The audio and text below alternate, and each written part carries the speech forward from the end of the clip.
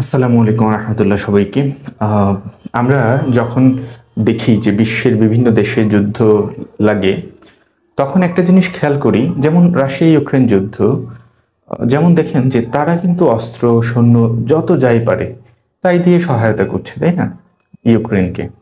So এখন যখন প্যালেস্টাইনিয়ানদের সাথে যখন ইসরায়েলের যুদ্ধ লাগলো, তখন একটা জিনিস খেয়াল করবেন যে আমরা এনজিও নির্ভর, হ্যাঁ, যে তাদেরকে ত্রাণ সহায়তা পাঠাতে হবে, তাদেরকে বিভিন্ন সহায়তার জন্য শত শত এনজিও হচ্ছে কি গ্রো আপ হয়েছে, উজ্জীবিত হচ্ছে, যে একজন জন্ম নিচ্ছে পুরো, যে তাদেরকে ত্রাণ সহায়তা পাঠাতে হবে, ওখানে মানবিক বিপর্যয় ঘটেছে, সব হচ্ছে, তাই না? আচ্ছা, কেন মুসলিম সৈন্যরা ওখানে গিয়ে হেল্প করছে না? কেন ওয়েস্টার্নরা কখনো বলছে না যে মুসলিমরা চাইলে হেল্প করতে পারে সৈন্য দিয়ে, অস্ত্র দিয়ে, সব দিয়ে? এটার কারণ কি? আর যুদ্ধ, মুসলমানদের সাথে যুদ্ধ লাগলেই কেন এনজিও গুলার উত্থান হয়? তারা মুসলিমদের ওখানে হচ্ছে ত্রাণ নিয়ে ভাত, চাল, ডাল সব এগুলো দেয়, কিন্তু বিপরীত পক্ষের শত্রুদেরকে, যারা যুদ্ধরত অবস্থায় আছে, তাদেরকে হচ্ছে আপনার অস্ত্র দেয়, গোলা বারুদ দেয়, সব দেয়, ইভেন সৈন্য, তারপরে গোয়েন্দা রিপোর্ট, সব সহায়তা দেয়। এটা কি আমরা কখনো ভেবেছি একজন মুসলিম হিসেবে? এটা ভাবার দায়িত্ব আপনার এবং আমার। হ্যাঁ, আমরা জানি না বিশ্বের মধ্যে কি ঘটছে, কিংবা কত মানুষকে মেরে ফেলা হচ্ছে, বিশেষ করে মুসলিম। আমার একটা ডাউট থেকে গিয়েছে এই এনজিও ওয়ালাদের প্রতি, এবং ওয়েস্টার্নরা তো আছে, এরা তো ধূর্ত, এরা তো মানে 90% জারজ। এটা তো একদম ওপেন সিক্রেট, ঠিক আছে, যে বিয়ে শাদী কিচ্ছু নাই, তাদের সন্তান জন্ম হতে আছে, হতে আছে, হতে আছে, এরকম একটা জারজদের পরিবেশ। তাদের পুরো পুরো সোশ্যাল যে একটা বন্ডিং, সেটা টোটালি ভেঙে গেছে। সো মুসলমানরা যাতে সৈন্য দিয়ে, অস্ত্র দিয়ে জিহাদে না নামে, সেই একটা প্রচেষ্টা এই এনজিও, সেটা আমার মনে হয়, আমি সেটা ফিল করছি যে আমরা আমাদের ভাইদেরকে, আমাদের বোনদেরকে মেরে ফেলছে, কিন্তু আমরা তাদের পাশে গিয়ে যুদ্ধ করতে পারছি না। আমাদের এই জীবন আসলে কিভাবে রাখতে পারি আমরা এই পৃথিবীর মধ্যে? আপনি কখনো ফিলিস্তিনের একটা শিশুর কান্না শুনেছেন? আপনি কখনো দেখেছেন ফিলিস্তিনি একটা বাচ্চা, তার নাক মুখ দিয়ে রক্ত বের হচ্ছে, চোখ দিয়ে রক্ত বেরোচ্ছে, তার ব্রেন ড্যামেজ হয়ে গিয়েছে? আপনি আমরা দেখি না এরকম? কত কিছু দেখি আমরা, কিন্তু তারপর আমাদের জিহাদের যে একটা উদ্দীপনা, সেটা আমাদের আসে না কেন? আমরা নিজেরা হচ্ছে যুদ্ধকে ভয় পাই। আমরা পাপ করতে করতে করতে করতে এত পাপ করেছি, আল্লাহু আকবার, এত পাপ করেছি, আমরা যুদ্ধ করতে গেলেই ভয় পাই, আমাদের জীবনটা চলে যাবে এই ভয়ে আমরা তটস্থ। আমাদের মুসলিম ভাইদেরকে মেরে ফেলা হচ্ছে, এনজিও দিয়ে ত্রাণ পাঠানো হয়, কিন্তু অস্ত্র দেওয়া হয় না, নিরস্ত্রদের উপরে বোমা বর্ষণ করা হচ্ছে। আমরা জিহাদ করতে পারছি না, আমাদেরকে জিহাদের কথা বললেই বলা হচ্ছে জঙ্গি। আমরা কোনো একটা ইসলামিক বিষয় নিয়ে গবেষণা করলেই, এই যে ইন্ডিয়াতে আপনি ডক্টর জাকির নায়েককে দেখেন, বের করে দিয়েছে, গ্রেফতার করবে। বাংলাদেশে দেখেন যারা ইসলামিক স্কলার, তারা কি কখনো জিহাদের কথা উচ্চস্বরে বলতে পারে? কিন্তু একজন মুসলিম হিসেবে প্রত্যেকটা মুসলিমকে আমার শরীরের অঙ্গ মনে করতে হবে। আমার আঙ্গুলে ব্যথা পেয়েছে, আমার মনে ব্যথা লেগেছে, আমার ব্রেনে ব্যথা লাগছে, মুসলিমদের উপর আক্রমণ করা হচ্ছে, মেরে ফেলা হচ্ছে, বোম্বিং করা হচ্ছে, কিন্তু আমরা কখনোই অস্ত্র হাতে দাঁড়াতে পারছি না। আমরা আছি শুধু ওষুধপত্র, ত্রাণ, ভাত, খাবার, কাপড় চোপড়, এইগুলো নিয়ে, টাকা পয়সা নিয়ে। আমাদের উচিত হচ্ছে যুদ্ধ করা, তাদের পাশে দাঁড়িয়ে অস্ত্র নিয়ে যাওয়া। মুসলিম শাসক মানে হচ্ছে মুসলিমকে রক্ষাকারী একজন ত্রাণকর্তা বলা যায় সেটাকে। প্রত্যেকটা মুসলিম শাসক এই জন্য দায়ী। ইভেন বাংলাদেশের শাসকও এই জন্য দায়ী হতে পারে, হতে পারে না, হবেই। সো বাংলাদেশ এবং প্রত্যেকটা মুসলিম কান্ট্রি থেকে একদম একযোগে যুদ্ধ করা উচিত।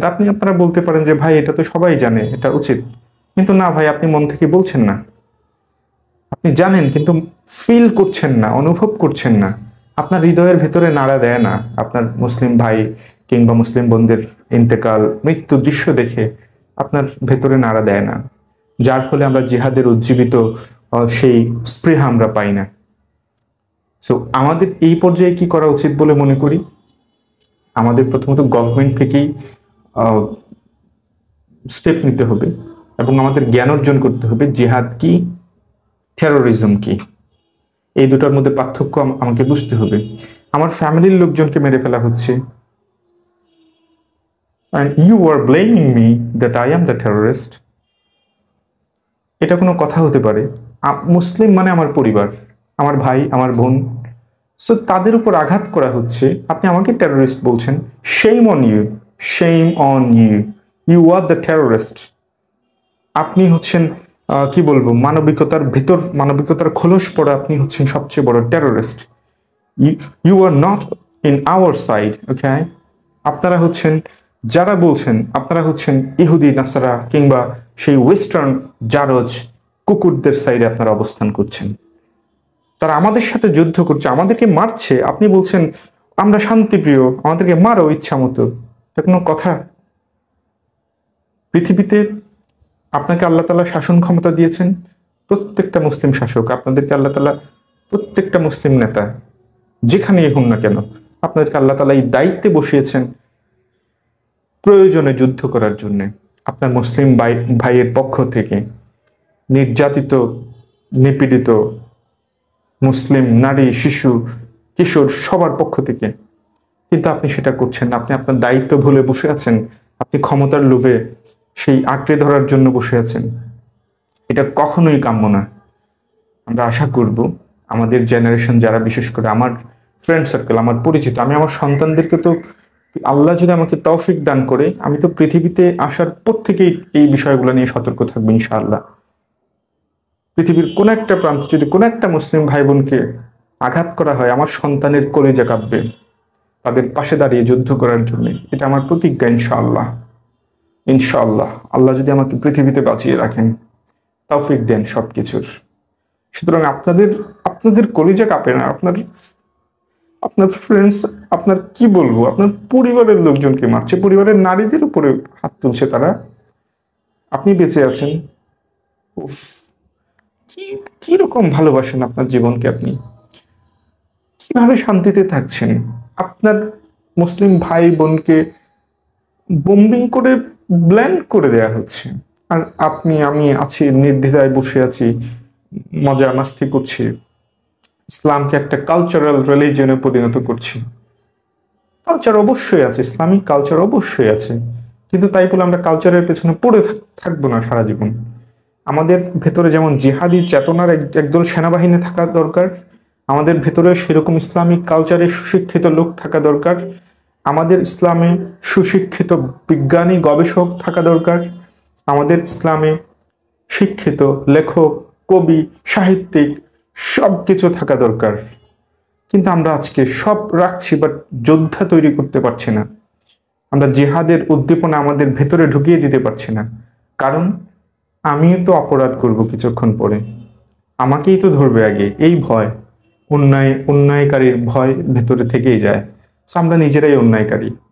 আসুন এগুলো থেকে বের হয়ে আপনার সন্তান, আমার সন্তান, আমার ভাই, আমার বোন, সবাইকে আমরা এই শিক্ষা দেই যে মুসলিম কোনো জায়গাতে, পৃথিবীর যে কোনো প্রান্তে আক্রমণ হওয়া মানে আমার উপর আক্রমণ আসা। এই শিক্ষাটা আমরা দিই। যেখানেই আসুক আমরা ঝাঁপিয়ে পড়ব।